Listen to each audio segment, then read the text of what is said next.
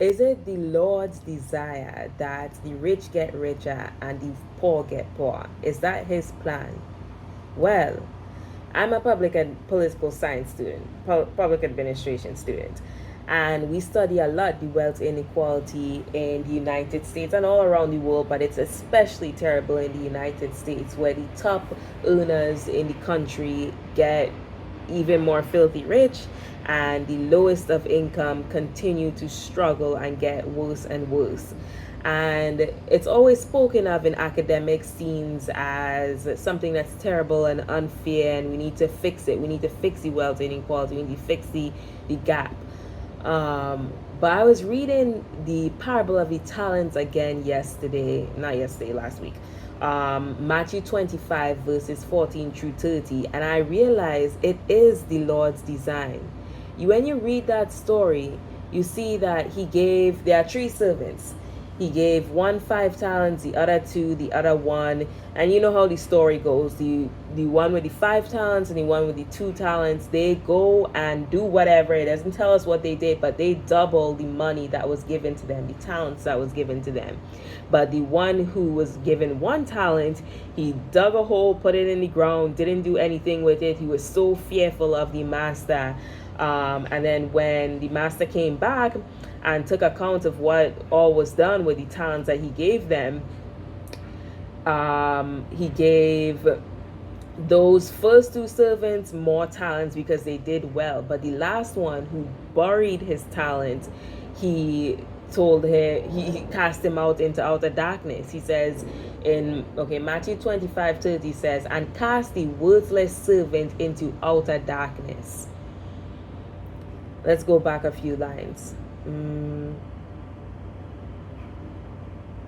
He also, who had received the 1 talent, came forward, saying, Master, I knew you to be a hard man, reaping where you did not sow, and gathering where you scattered no seed. That's verse 25. So I was afraid, and I went and hid your talent in the ground. Here you have what is yours. But his master answered him, You wicked and slothful servant, you knew that I reap where I do not sow, and gather where I scattered no seed. Then you ought to have invested my money with the bankers, and at my coming I should have received what was my own with interest. So take the talent from him and give it to him who has 10 talents. So what do we see happening there? That's a transfer of wealth from the lowest, that person who has the lowest income, he only had 1 talent, to the person who had 2 talents, not the middle class, but the one who has 10 talents, the upper class, the wealthiest of the wealthiest. The Lord transferred the wealth from the lowest to the highest. And it's just like all the other scriptures too. Think about scriptures that talk about the head will become the tail. The tail will become the head, and those who are last will become first, and basically the reversal of roles. That you see that theme all throughout scripture.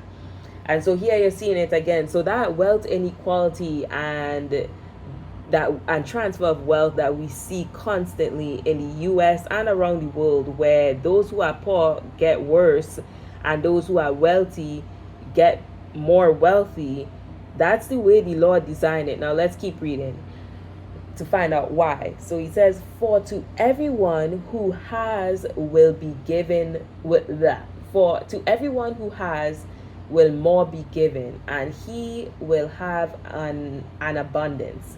But from the one who has not, even what he has will be taken away.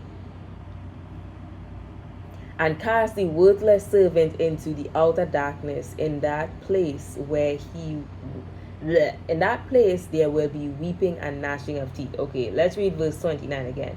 For to everyone who has will more be given, and he will have an abundance. But from the one who has not, what he has will be taken away. Okay, this is the explanation for why those who are poor continue to get poor and the rich get richer. Because The Lord has blessed you. The Lord provides the needs for all living things. So when you say that you do not have, you're lying. You're lying on the Lord, because God is a good God and He provides for all His children. So you're lying on the Lord. You're not being grateful for what He has given you, and you're not stewarding over it well. So guess what? He's going to give that to somebody who knows how to steward over it. The verse reads, but from the one who has not. So you don't have.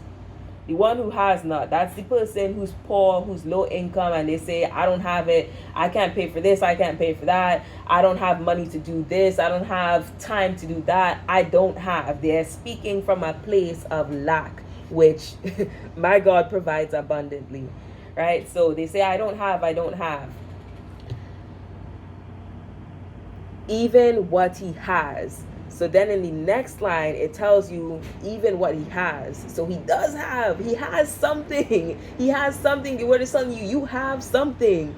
And even that something you have that you're not acknowledging, that shit's going to be taken away from you too.